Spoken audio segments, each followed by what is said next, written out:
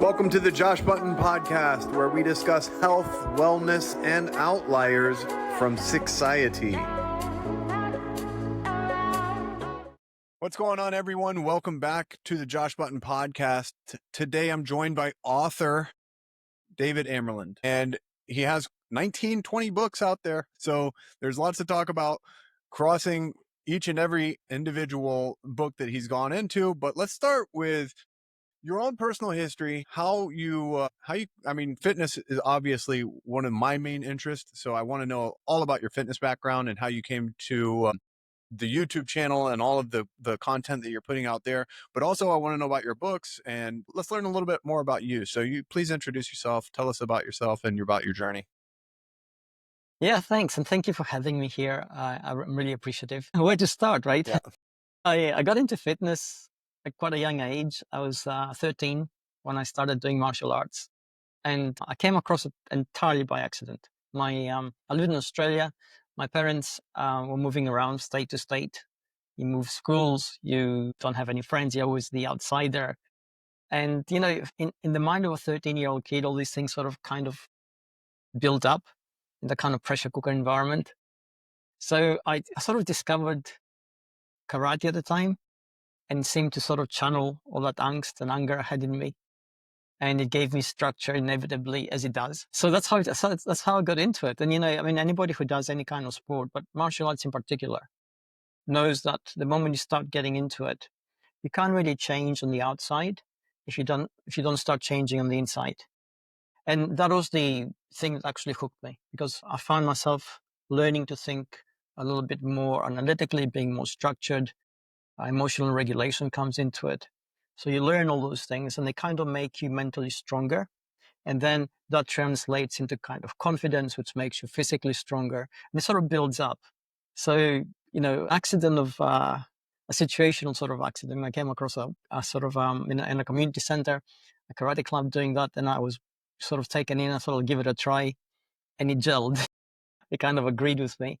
And so here we are, like 47 years later now, right? Well, the competition aspect didn't happen by accident. So what led you into that? That's a good question. Okay. There are a lot of things to unpack here. So let's start with the obvious thing. Anybody competing puts themselves in a high pressure situation. You're in a public space. You're being judged whether you like it or not. You're judging yourself whether you try to stop it or not. And there's always the potential of losing publicly and everything that comes with it. So you have to struggle with that. At the same time, the moment you start competing, a lot of things are sort of taken care of for you. Because essentially, if you're competing, you want to win, which is why you compete, which means that basically you're going to structure your life around a training regime, which is going to make sure that you do absolutely everything you have to in terms of physical preparation in order to be ready on competition day.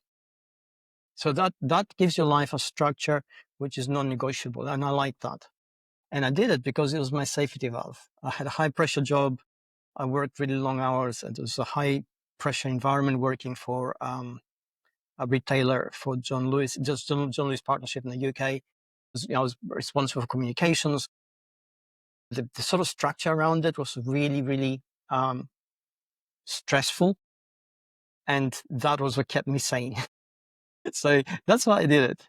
And I competed for 10 years, which is, you know, it actually gave me a lot of grounding, because each time you win, you learn something. Each time you lose and you've done everything right, again, you learn something, because the other person was actually better on the day and they help you elevate your game. And that's really good.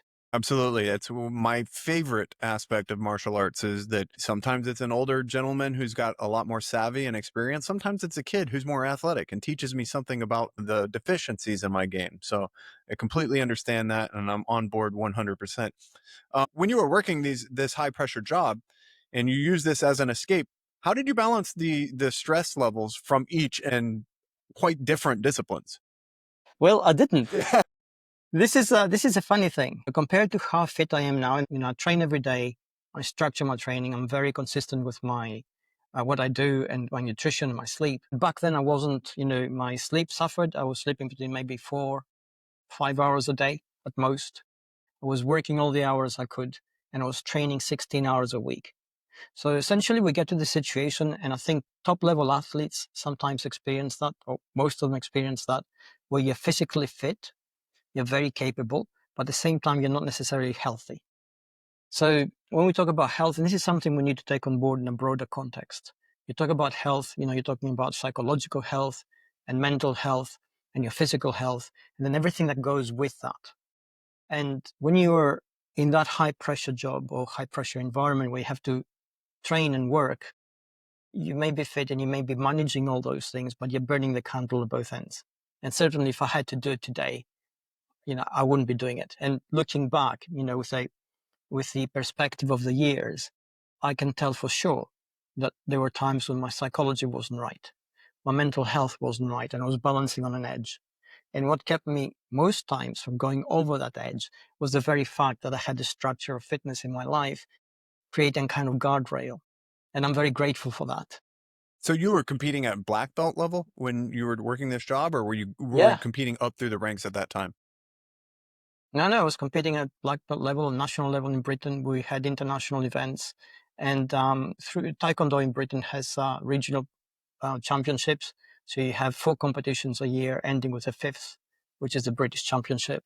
So you're training throughout that time. So, you're basically going to competitions, coming back, using what the experience that you gain, whether you won or lost or whatever. And then you're building up for the next one. And each one is sort of bigger and bigger because it regionally starts from Scotland, which is relatively small. Then we'll go down to Wales, again, a little bit bigger, but small. Then we have Midlands. And then we have the British, which is open to everybody. Wow.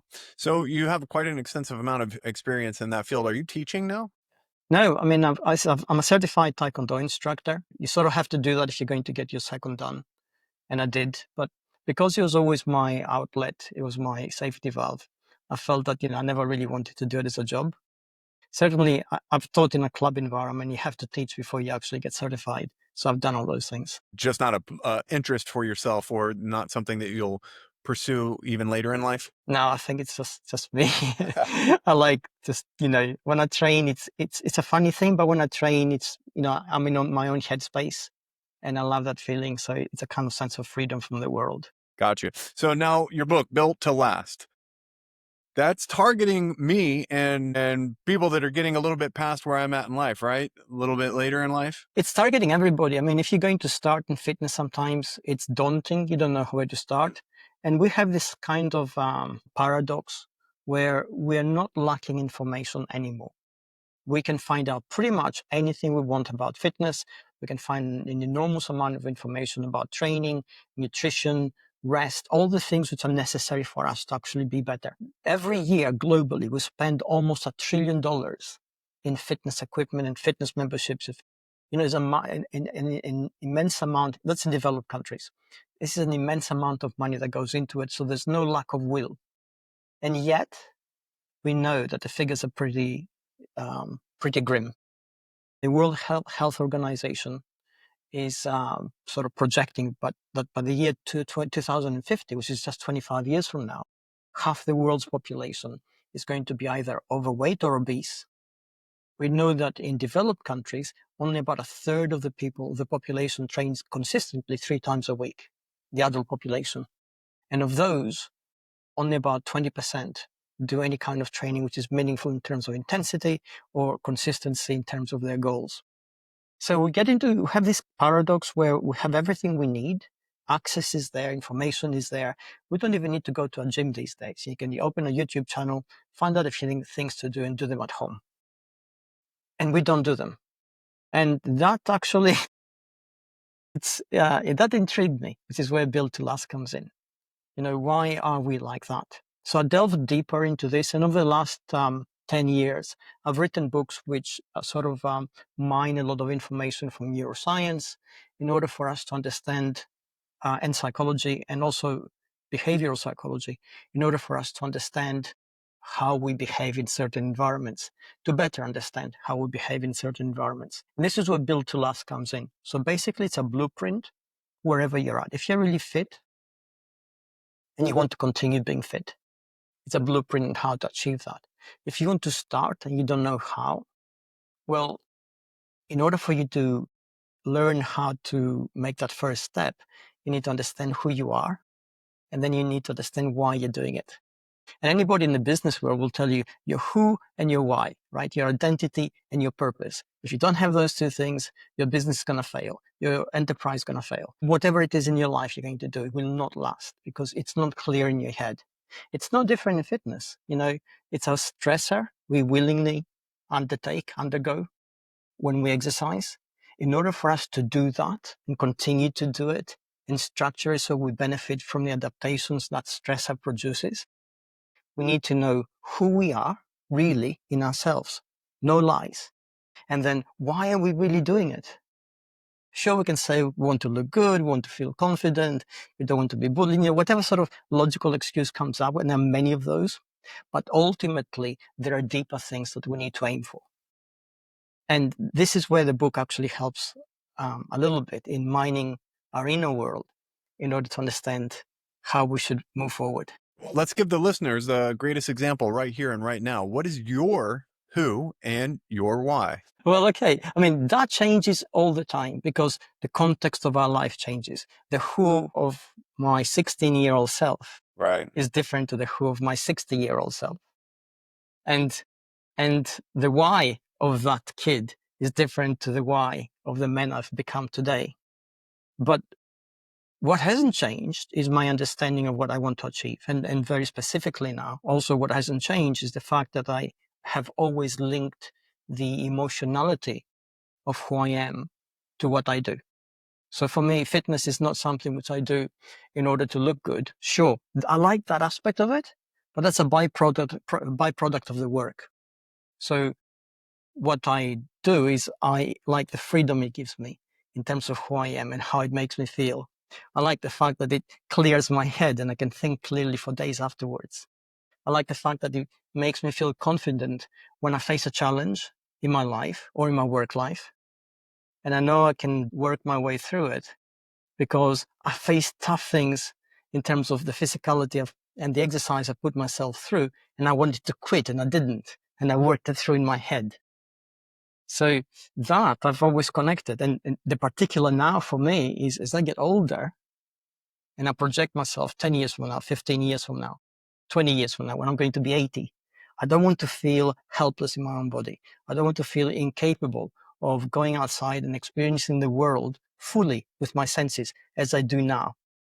So because I don't want to be without those things, I make myself exercise every day, even though a lot of the times I don't want to. I want to, all the excuses come up, work, stress, life, all those things which we're so good at actually putting up as obstacles. I face them as well. And I've trained every day of my life for 47 years pretty much. So it doesn't make it any easier, but because I understand that, I've devised personal strategies to overcome it because it's that important to me. And my why is that as I get older, I want to be able to just enjoy life instead of being trapped in my own body. So is your YouTube channel with all of that content kind of an accountability exercise for yourself? Is this something that you're doing so that you will maintain the structure and the workouts that you're sharing with other people? You're doing them when you film them? Well, I'm only 50% of DareBee. The other 50% is my wife. So essentially her idea, once you put DareBee together initially, because she's the founder, was that fitness is a right and it's not a privilege. You shouldn't be locked. We all have a right to that, to access that. You shouldn't be behind paywalls. You shouldn't be determined by postcode lottery, whether you're born in which country, whether you're rich or whether you're well off. You shouldn't be behind any kind of hoop jumping where give me your email and give you something. It shouldn't be any of those things. So it's a crowd-funded resource. It's global in nature and it helps everybody equally. It doesn't matter who you are. The sort of principle behind it is that essentially those who are sometimes in most need of something to do physically and don't know how to start are least equipped to pay for it or have the available headspace to look for extensive stuff, or are willing to or capable sometimes to part with information or whatever it is in order to get access to something. So DareBee, the DareBee project, is actually free. And each workout, it's quite interesting because the workouts start internally in terms of exercise science and how we put them together and what we focus on. But then they go out to volunteer groups around the world. They're tested extensively. They send us feedback. They tell us about the flow of the exercises. They have very mixed levels in terms of ages and fitness levels. So they take that on board and rework them. And then it gets put out. So it takes about, on average, between 4 to 6 weeks, sometimes 8, for a workout to be complete from beginning to end. Now you also have challenges in there, am I wrong? That you've incorporated that Yes, you put absolutely. into the community, and they, different groups take these things upon themselves, or individuals when they find them and they go, this is one challenge that, registers with me, that resonates with me. I'm going to do it. And they, set out and they go and do it. Yeah, the challenges are fascinating because essentially you commit yourself, if you're not used to it, to doing something small, incremental, every day for a month. And that builds a lot of stuff. It builds physicality in terms of, a habit of moving your body. You get into the habit of, we'll call it discipline in sort of doing something every day. You get into the habit of that mental headspace that you need in order to exercise, and you block it off in your head. And then you begin to receive all the benefits from that. And the challenges are very varied depending on what we sort of have going every month. I mean, sometimes it's a mental challenge where you have to do something, or a breathing challenge because we don't breathe properly, most of us, would you believe? So, these are there to help you. The website is pretty massive. We've got about 2,800 workouts, over 100 programs, and the programs are very different. I mean, some of them are so difficult in physical fitness difficulty that they were used by Green Berets when they were in Afghanistan. We got an email from them saying, they were doing them, which is mind blowing. And some others are easier for people who are just starting out and then need some kind of structure. They don't know what to do. And the difference between workouts and programs is that in a program, you always have progression. So it builds up and it builds up as you change, and you work out every day for sure. But there are also built-in rest areas, where rest times, when basically you're recovering by dropping the intensity, doing something lighter, giving your body a chance to basically coordinate all the stuff it's been doing so it can adapt properly. Whereas workouts, you pick one and Yeah, do it to right. your level depending on how fit you are. Well, I'll give you a kudos, one, because I did go on there and I saw a few that were just absolutely awesome and riveting. But I also might have actually done one of your challenges without us talking about this or having this, interaction ever before. I did a burpee challenge, and That's ours. yes, it was proposed to me by it was a Facebook group moderator who, and it's such a weird way to go in and fall into this, is a fan for the Miami Dolphins. Is the NFL football team here in Florida. And it was a fan page, a fan group. And they said, hey guys, we're all about the Miami Dolphins and we love football and this and that, but a lot of us aren't in great shape. And we're going to start doing these challenges and holding each other accountable. And we're going to record our sessions, and anybody that wants to sign up for it, sign up for it. And we've got gifts and rewards at the end of the month. So I did this burpee challenge with people, and at first I was just thinking, yeah, it'll be good, no big deal, do some burpees. And I got a couple weeks into it and I realized, wow, I actually needed this a lot more than I thought I did. And to see the group progress and the people bond in that group and see how it came full circle at the end of it, when everybody did their timed 100 and put the videos on this page, it was absolutely awesome. It was such a good community builder, and people, got some major benefits from it. And thank you. No, thank you. That's stunning. We'd love to hear tales like this, and we get about 1 million visitors a month on the website. So we know we're helping a lot of people.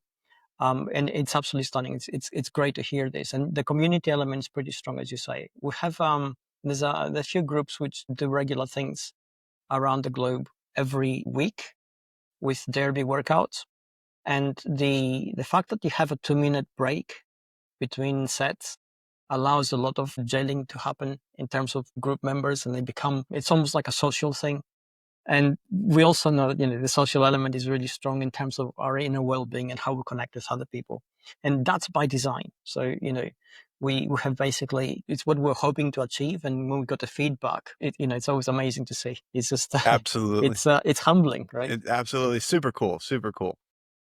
So let's go back a little bit. The Sniper Mind is the book before Yes. Built to Last, and that's search engine Okay. optimization, or That was before that. that was before that. Before that, I did books on search and social media marketing and branding. And then I did the Sniper Okay, so Mind. explain the Sniper Mind. Okay, so let's talk about sniper mind. Back then, there was groundbreaking research from neuroscience that because we have new tools, watching our brain think as it thinks used to need, massive fMRI equipment. It was not really feasible. But now we have different devices, and some of them are portable fMRIs we can just wear on your head as you're doing things. So we were able to capture images of a brain thinking as it did. As it happened, the researchers used snipers because they have to make critical decisions under a lot of pressure. And there are a lot of misconceptions about them. First of all, they're not loners. They may appear to operate alone. And there's usually two of them in a group, the spotter and a sniper. They can interchange roles because they both have the same capabilities, but they're embedded in sort of broader groups of people in any kind of battle zone. If they are active in a hot zone where they basically have to use their weapons, they are in communication with everybody else. They're responsible for the people they're actually protecting. They're usually under fire, so it's not like they can go unobserved. And they have to make critical decisions all the time because every single shot they take in difference to any other kind of combatant is going to be poured, it's recorded, and it's going to be poured over by a team of lawyers back home.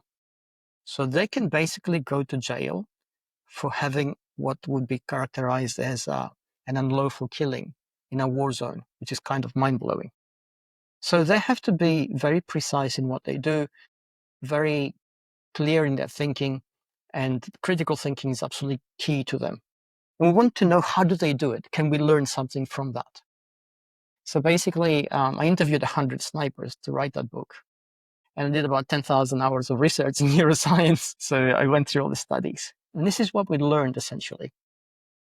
Their training allows them to emotionally regulate when they're under pressure. And if you regulate your emotions, it's not the same as turning them off or dampening them down. It's acknowledging them, embracing them, and then guiding them so they don't guide you, so they don't control you. And if you can do that, then the higher centers of the brain, which are engaged in critical thinking, become involved. And you become a higher functioning human being. And a lot of the book is basically devoted to how we can learn snippets of the skill set, bring into our own life, and make better critical decisions in business primarily, and in life and as a secondary basis. So, what are some of the tools that an average Joe like myself and individuals that aren't under such extreme pressure, but are under normal life demands? And how do we go about implementing? And what are the tools that we would utilize to go ahead and develop this? Well, there's a lot, but let's start with two basic things. The first thing is acknowledging our own emotions. Most times, our instinctive response, if we feel uncertainty or fear or any kind of doubt, is to dump it down, close it off, and try to ignore it. Now, by ignoring it, we're doing two things. First of all, the brain allocates resources in order to put up a block, so it doesn't actually go away, it's still there.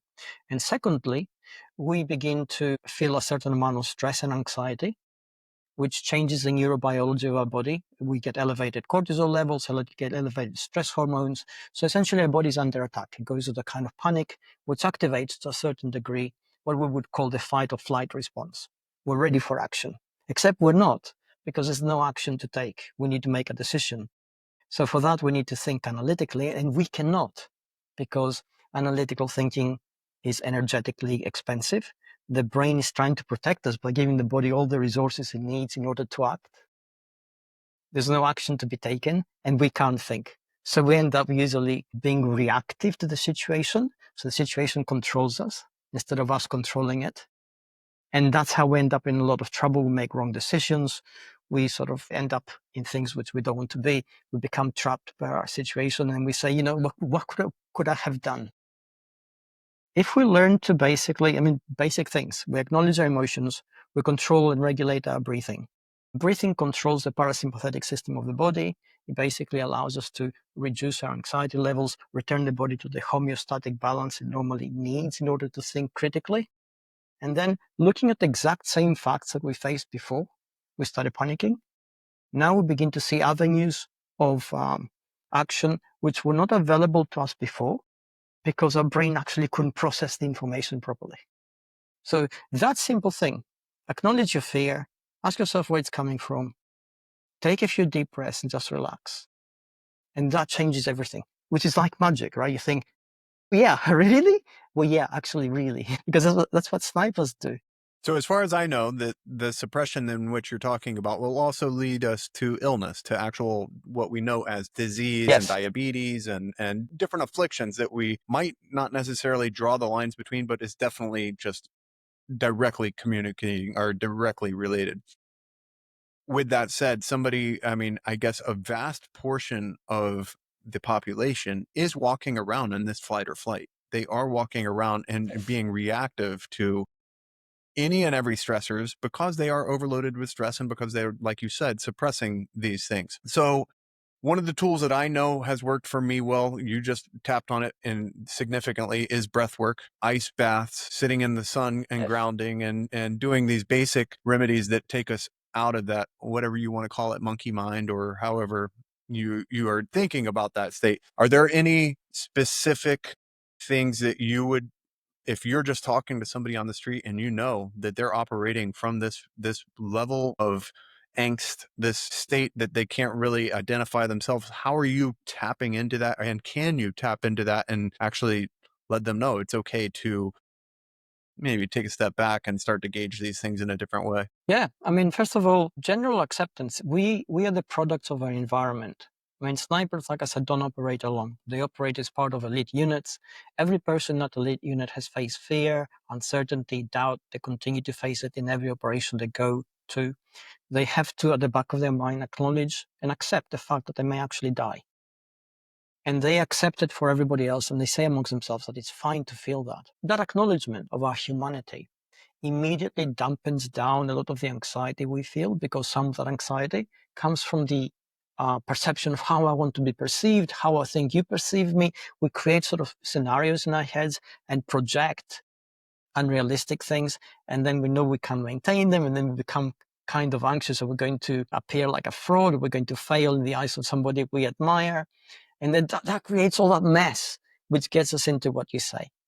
So if you say, hey, it's okay to be not okay, that simple thing, suddenly it's like they feel seen, as opposed to feeling that you project something upon them which they can't give you back. And now it only adds to their anxiety. So, simple things that in the past of our lives, as we evolved, we would have anyway. In a tribal environment, there's no hiding. Everybody would say, 150 people in the tribe. Somebody will say, yeah, no, it's fine. We're afraid. We need to go out and do this. Or, don't worry, it's going to be okay. You feel seen, you feel heard. And that makes you part of the group. Part of belonging immediately dampens down your stress levels, because you don't feel alone. You don't feel cut off. And tellingly, I did a lot of research on blue zones. And there's 5 blue zones in the world. People live forever there. They seem to live forever. They have different lifestyles, different kind of socioeconomic conditions, even different diets. What is the common thread in every blue zone?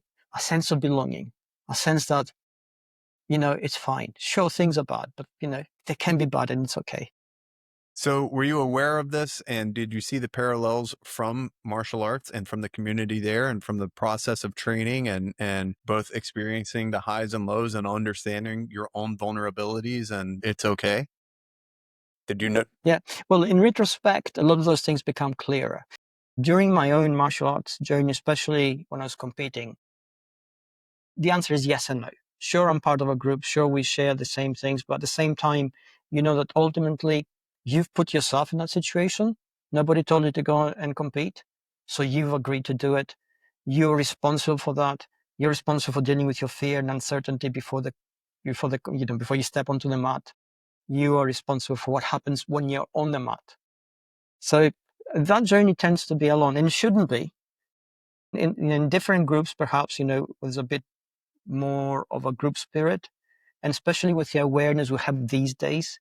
I stopped competing in the year 2000, so I sort of went through the 90s competing. We knew a lot of stuff, but there's also a lot of stuff we didn't know. So I think people competing these days have it a lot better. We understand mental health better. We understand the importance of psychology better. We have studies that show us just the imagery you have in your head before you compete determines your performance, which is, back then we had no stuff like that.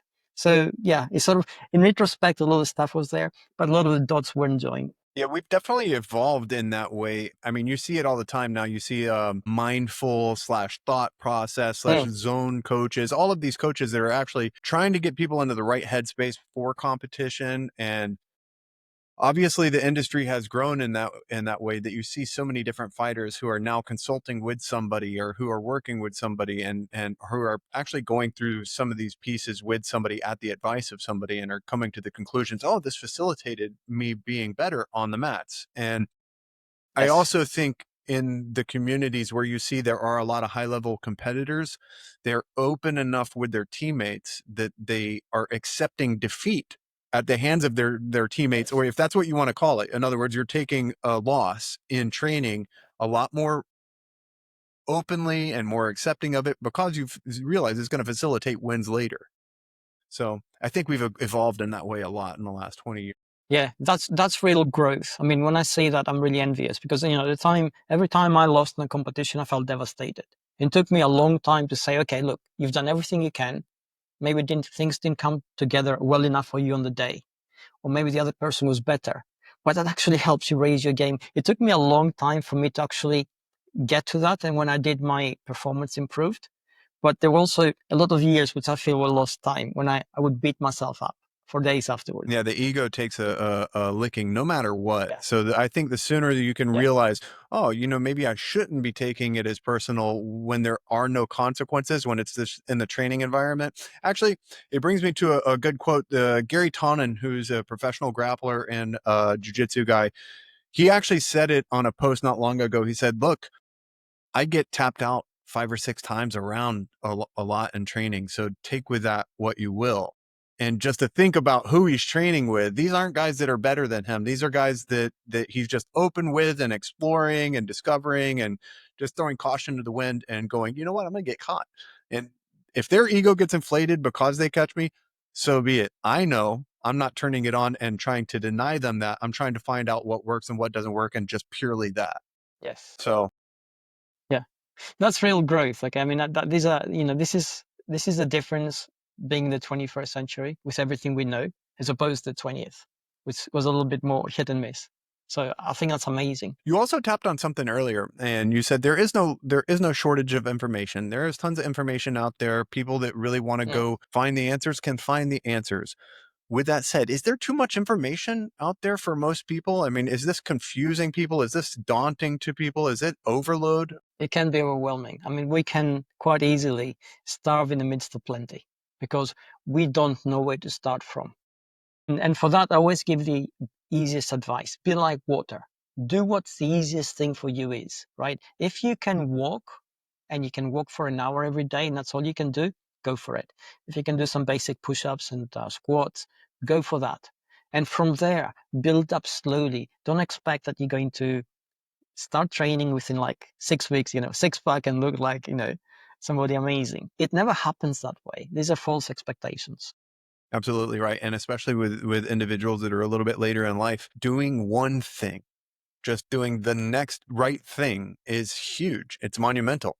You start that progress and you get them on the right track forward, and all of a sudden they see results months down the road or weeks down the road. But, it's about starting, right? That's right. I mean, yeah. I mean, we need two things basically if we are ever to succeed in. I mean, we need quite a few things, but two basic fundamental things if we succeed in lifelong fitness. We need to start from easy and build up, and then we need to create around us the environment that will help us do things. And I've had this discussion with many countless friends throughout the years, right? And they all understand the importance of being fit and healthy, etc. And this is how they go about it. Okay, I'm going to join a gym, or I'm going to play tennis 3 days a week. And you think, okay, tennis requires two people, it requires good weather, it requires you to allocate at least a couple of hours, which you don't have in a busy life. Or, if you go to the gym, and this is great if you can do it, but if the gym isn't near, then you have to travel to it, you have to pack your clothes, pack your bag, get in your car, go through traffic, get there, undress, do what you have to do, go back, get dressed, repeat the journey. And these are obstacles. And we sort of think we'll do them because when we make the decision to do that, we're in a good place. We're not feeling the stress of life. We're not feeling the stress of unexpected events. We're not really that tired physically and mentally. But This is where the smart element comes in. We know that life is complicated. We know that none of us have it easy. We know that at some point we're going to be stressed at work, stressed at home. The weather outside is going to be bad. There's going to be bad traffic. So if you're relying on all those things not happening, it's unrealistic. So you got to think, okay, what do I do then? Well, be smart. Do things you can. Have a contingency. Be like, special forces. They have a plan and they have a contingency because the plan is going to fail because, things on the ground have changed. And then have a contingency on your contingency. So you're at home. Okay, you can't go out. Hey, can you find 15, 20 minutes? And the answer is probably, no, I can't. I'm too busy. I'm too stressed. Fine. Can you find 1 minute? And if you say, well, 1 minute, then you ask, what will 1 minute do? Okay, this is what 1 minute of exercise will do. It will change the neurochemical consistency of your blood. Because for the body, there's no difference working out for a minute or working out for an hour. The chemicals in our blood change equally to the same amount. So their impact on our organs change our hormonal profile. If we did nothing for a year except work out for a minute a day, by the end of the year, we'll be fitter than what we started out with. Absolutely. Acknowledging these things makes us smarter. Now, what advice do you give people who are starting out on this journey and they experience the aches, the pains, the soreness? So what are your recovery hacks? What are you telling people, like, this is going to help facilitate you stick with the process and even expand upon it? That's a good one. We don't exercise enough because we're hardwired to some extent to avoid it. How do we know that? We know that from embedded not psychologists, sorry, sociologists who have studied in isolated hunter-gatherer groups. And these are away from civilization, so they have to every day walk for their food, hunt for their food, dig for their food. They have a highly active lifestyle. They're very, very fit in every sense of the word, even though they don't have massive muscles. They're functionally fit. At the same time, their life comes with a lot of large parts of the day when they're doing nothing. And why they're doing nothing? Because, we need to conserve energy in order for us to survive. We need to be able to use up in our survival less energy than we get from our food. Otherwise, we'll die. So we have this ingrained aversion to exercise because of the ancient past that created us. We live in a modern world where we can just walk to a refrigerator and there's like 15,000 calories in there. And we don't think about it. When we think about exercise, we have that aversion. We need to find ways to overcome it. And this is how we should do it. And I have three things to add here. First of all, make that emotional connection to who you want to be. Really feel it inside you. Don't say to yourself, oh, I'd like to have a six-pack because summer is coming. This is just nonsense, right? But if you say to yourself, I want to be functionally healthy and strong in my body so that I wake up every day and just feel happy. That has real value. Because it has real value, it allows us to evaluate the effort we're going to undertake to get there a little bit differently. But on its own, it's not enough. Make sure your environment is helping you. If you need your gym clothes, make sure your bag is packed. If you have to pack it, it's an extra thing to do. You can look for your shirt, look for your shoes, look for your socks. By the time you find everything and put it together, you're already exhausted. So you think, oh, I'll go tomorrow. So have it ready. Pick it up and go. Work out with a buddy where he says, hey, are we doing it today? So it's harder for you to say no. And the third thing is, as you do all these things, work out the things which will make you feel happy doing it before you get to the things which will make you unhappy. So if you're a natural runner, run. If you're a natural lifter, lift. Do the things which come easy to you because the body is designed, and everybody's designed differently there, to do some things through its biomechanical design, which will make it feel better. So if you have those three things, then everything else will build around it because your brain set will change. And it's difficult to explain this to somebody who doesn't do it. And they start and you think, oh yeah, sure. But actually you do change. So as you go through the process, we're all a work in progress. You become better and everything changes for you and you change within that context. So your first step when you meet people, when they're coming to you and they say they want to get into shape, you're asking them why, and you're trying to apply a real good, solid reasoning for why they are going to be motivated and what will make them stick with it. Yeah, absolutely. Because if they don't have that, or if their why is superficial, Mhm. they're not going to stick it, right? I mean, somebody can say, oh, I want to get ready for summer. And you have 8 weeks. And you know that they're going to give up around week number 5, 6. They only got 2 weeks to go. So even, they can't maintain it for 8 weeks because the reason is not strong enough. It has cognitive value, but not emotional value. And really, we are not thinking machines that feel. We are feeling machines that actually think. And that's the difference. So at what point do you take people and throw them into an environment which will demand adaptation once they have that Well, reasoning? everything they do, Sorry. well, everything they do demands an adaptation. But at some point, that when somebody reaches the level where they feel confident in what they do and they're ready for the next step, well, then they're ready for a challenge. And that's the point where you say, okay, let's do this. Let's help you find out who you really are. And that actually brings out more things in them. And just accomplishing harder things changes the way they perceive themselves, the way they perceive their own body, and then by association, the way they perceive the world around them. Now you have some workouts out there that are unconventional or that people would look at and go like even doubt that they could possibly ever get to it.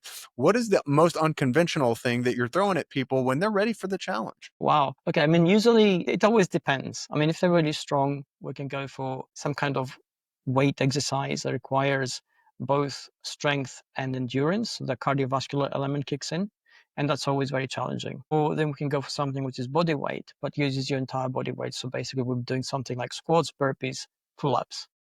And depending on the combination, that can, it doesn't matter how strong you are, right? You're fighting the planet and the gravity around it. So it's always demanding. That was the one thing I noted about the burpees, like when I got into it and you start hitting 20 or 30 sets and then and upwards, you go, dang, burpees are the truth. They're, They absolutely they kick your butt, yeah. certainly. I got into the, I think 60 to 70 range. And I was like, all right, I'm starting to hit this wall here. I really pushed Yeah, through. And yeah, by the end of the month, when I got to the 100 and I did it for time, and I had actually done breath work this whole month to actually facilitate this. I was okay, blown away. I was blown away because yeah, I performed it better than I thought I would. And also the results that I felt from being able to do it, I was ready for yeah, jujitsu and yeah, all of these other things. yeah, It was absolutely mind boggling. yeah. I mean, that's what you just said is so true.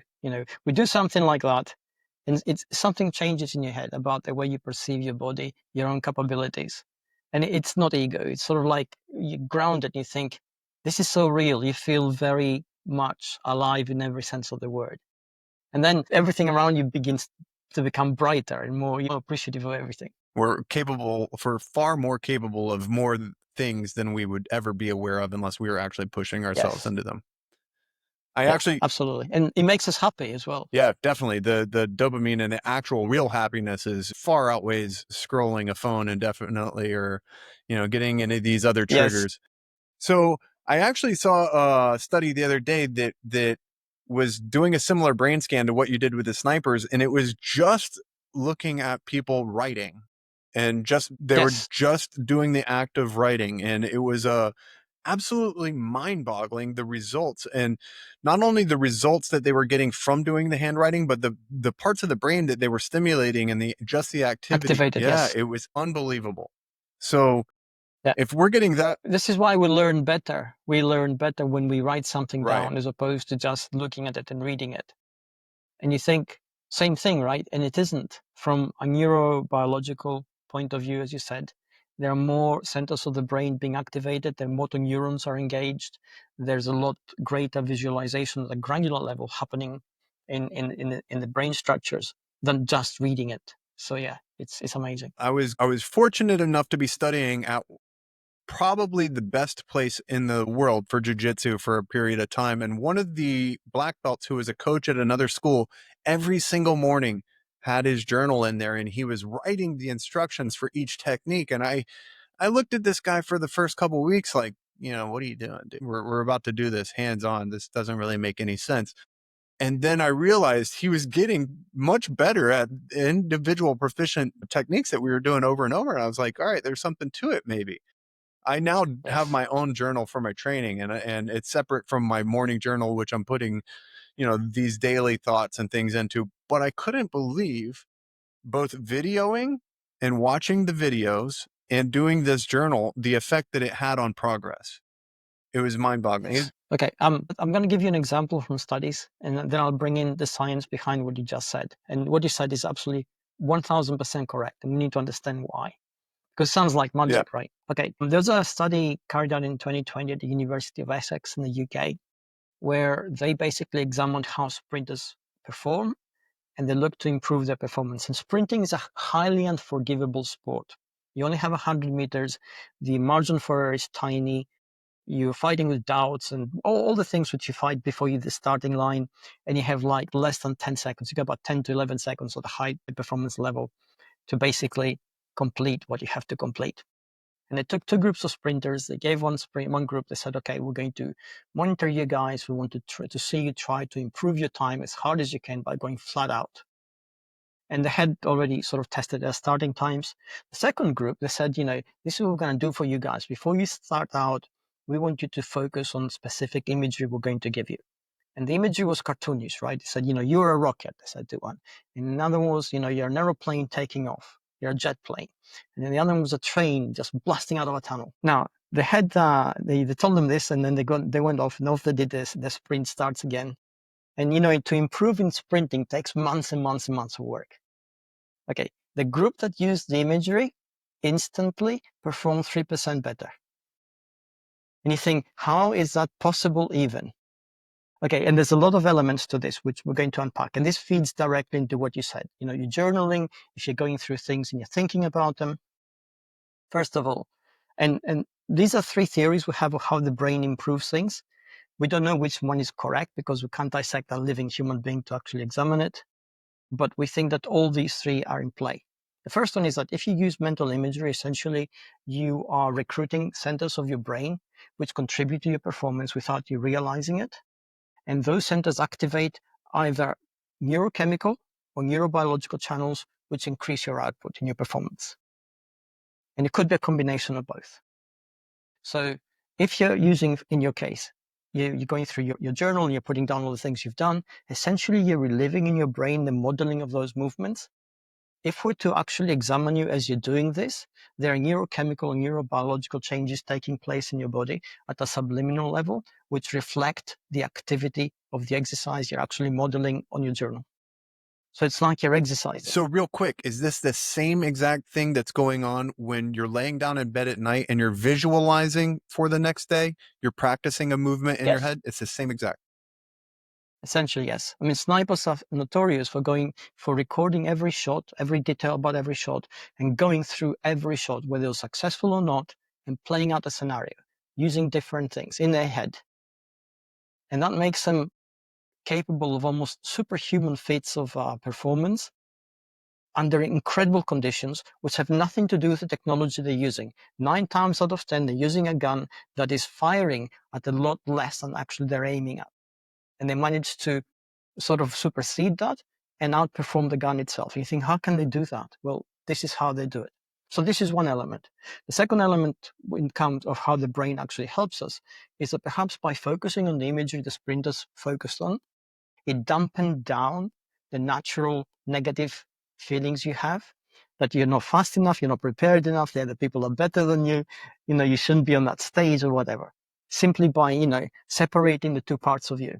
And, if you watch The Matrix, I don't know if you've seen the first film with Trinity, when she jumps through she's being chased by the agents, she jumps through the rooftop, she goes down some stairs, and she freezes, nothing comes through, and she says to herself, "Get up, Trinity," speaking to herself in the third person. In psychology, this is called distancing. So by focusing on yourself as a third person, you're basically splitting your mind up into two, like you have a coach in your head. And because the mind has to use resources for both models at the same time, it dampens down the anxiety that you would feel naturally if you were just on your own in your head. So maybe the sprinters, trying to think of being a plane or an aeroplane or a rocket, they focused on that and they dampened down their own anxiety levels. They dampened down their own inhibitions in terms of not being good enough, and they were able to perform better. So can we use And the third, Sorry, before you go to the yeah, third, can we yeah, use that self-talk, self-coach method in the moment, in training, in a yes, competition? absolutely. I mean, so many times you can say to yourself, you're better than this, Josh. Who's saying that? Somebody else, right? Watching you. So in your brain now, you're telling yourself, hey, you're better than this. And what happens? Whatever you're doing at the time, you elevate your game. If you're thinking, you do that. If you're thinking you can't solve a problem, suddenly you feel more confident. If you think, oh, maybe I can't beat this person, suddenly you feel more capable. And all that happened is you said those words, right? Words model have a repercussion inside our head. They basically create models that are activated by them because we have to process them, the engaged centers of the brain, and voila, we get it's almost like All right. magic. So I've seen this firsthand so many times when I'm standing on the outside of a sparring session and I'm coaching a teammate on exactly what they need to do in that moment. And they hear my voice. It's almost as if they are shutting down any of that other whatever's going on in their mind and they're focusing directly on that technique. And all of a sudden, their capabilities are far greater and they get things done. Yeah, yeah, absolutely. And the third thing is that essentially, when every time we model something in our head, our brain is not independent of our body. So if you're thinking of yourself, if you tell yourself, I'm going to beast mode now, and suddenly you can lift heavier, right? What's changed? I mean, what is beast mode? All that happened in your head, you activate some kind of imagery, which then in itself helped, because we're enervated, helped recruit more motor neurons, perhaps, released more serotonin on your body, or perhaps epinephrine, which is adrenaline, and you are able to do this at a higher level. These are the theories we have. We don't know which one is in play. Perhaps it could be a contribution of all three in some sort of way. But the fact remains that if we use our brain as part of our body, as opposed to something we can leave at home and go and train, then our training becomes better. And because we train our body, then our brain changes as well.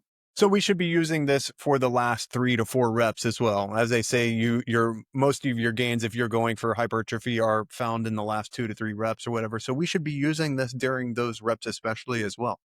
I mean, if we want to improve our performance, we should be inside our head. We should be present, as opposed to, I mean, sometimes, we can use music and zone off and try and do things mechanically. And we know that just watching ourselves in the mirror, perform a particular exercise and following that exercise through its entire trajectory can increase performance by up to 7%. Just that feedback we have, as opposed to, I'm going to put my headphones on. I know what I'm going to do. I'm going to do it blindly for about 45 minutes. Sure, that helps, but you can get so much more out of it in the same amount of time. That's being smart. And this is the information we have now. In 21st century, we are actually smarter. And because we're smarter, we can train smarter. And this is how we do it. For some reason, what came to mind when you said that was Arnold Schwarzenegger and a couple of his workout buddies in front of the mirror in Gold's Gym in California, and him pointing out one specific area of his delt where he's like, no, you need to activate here. You need to use this more, and Yeah. just honing into that specific, really Yeah. highlighted pinpoint area. From a sort of experiential point of view, all these things are not new. If you ask old timers, even by as far back as the 50s and the 60s, those who were high performers would tell you pretty much the same things, perhaps not as eloquently, and they won't be able to explain them. But from their own experience, these things worked. But today we have the science behind it. We know that these things work because something else happens behind us. We know that the cells of the body are activated by hormones and neurotransmitters and the signals from the central nervous system. And all those things are in connection with the brain and the gut, in the brain-gut axis, which actually produces quite a lot of signals that connect the two. And if we're not present, if we sort of clock off and let our body do the thing, sure, it will do it. For sure, it will get some benefit out of it. But we're missing out an important slice of benefits, basically, which we could be reaping. Should we engage activities with the intention to either turn off or turn on? I'd say it depends. I mean, let's say you have a really stressful day, through the roof. You're going to the gym, and now you're going to have to be present in every single exercise, targeting particular parts of your body. That's stressful in itself, in addition to the physical stressor of exercise. So from a psychological balance and a mental well-being point of view, maybe that day just put on your headphones, blast through your workout, get rid of the stress, feel great, and don't worry too much about the performance. But on other days when you're not feeling so stressed at work and you're going to work to work out, well, you want to get as much out of it as possible. On those days, you should be present. So it comes down to that. How are you feeling that day? Because, emotional energy we have essentially is energy, right? It's ATP. Adenoside triphosphate powers everything at every cell. So if we're stressed, we're burning ATP. If we're thinking, we're burning ATP. If we're working out and lifting weights or kicking or punching, we're burning ATP. We only have so much ATP in a day to actually use up. So, it's judicious, right? A judicious call. If you have the energy, do it. If you don't, well, don't think it's a wasted effort, because, feeling good afterwards and feeling relieved and depressurized, that's amazing. See, the reason I ask is because I feel like I've sought out different activities for the balance of this situation. And I'll put it in a way that makes sense for most people. Is there's a slack line that I walk, and it's like walking a tightrope. But to be honest, if I'm thinking about it and if I'm breaking it down in any way, shape, or form, I'm kind of not doing as well as I would if I was just laser like focused on one point in the horizon in front of me, and I'm almost meditating. So I'm turning everything off at that point. And then all of a sudden, my balance is better. My activation is better. I activate in different areas where I need to. And I find myself just really like doing better than I would be if I was thinking about it. And it was always been that process in balance and stability stuff that I've done.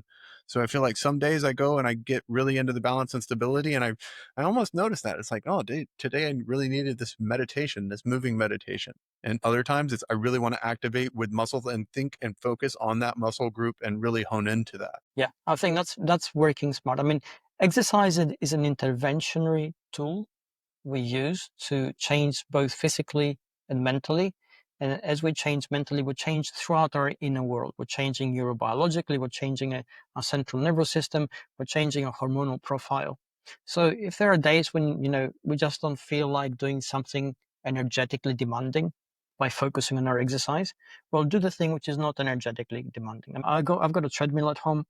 I can quite happily put on the headphones and run for a full hour, right? It doesn't matter the speed I run at. I put up the ramp at an angle. I'm just going to blast through for an hour. And if I'm really stressed, I do that and I feel great.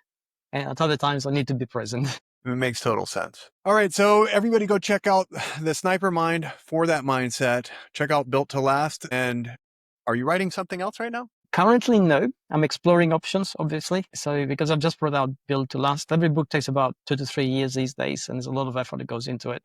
So it's like a race, you get it done and then you feel, okay, what's next? And I don't like doing the same things over and over again. It gets really boring for me because I'm just repeating myself. So it'll come, as I'm exploring things will start gelling. Then I've got to get in touch with my agent. I'll say, I've got this idea, see what she says. So you're quite the man of the Renaissance, as they would say. Many diverse skill I sets. don't know. Well, maybe I'm just restless and curious, but yeah, it works for I me. find myself in the same shoes, so I completely understand. David, where can we find you? All of your books, of course, are on Amazon and everywhere else, but where can we go to follow you, find you, check in, and get on your socials and everything else? If you Google me, all my socials will come up. So you can find me on whatever's easiest for you. And I've got my website, davidamerland.com. I use it not just to promote my books, but I have a lot of ideas which don't fit on other things, and I just sort of put them out there. I always believe that writing is a technology that's like magic. You take what's inside one person's head and you put it into another person's head, and they read it in a different way, and their brain changes and they do amazing things with it. So I put a lot of stuff out there. And also, everyone, check out DareBee on YouTube. Yeah, absolutely. Well, David, thank you so much for joining me today. I really appreciate you taking the time and sharing and everything that you're giving back to the community. Thank you so much. I'm really appreciative for being here, and thank you for this opportunity. Thanks again, David. You guys have a good day. Man, that was awesome. That was really cool. I love it. Just when,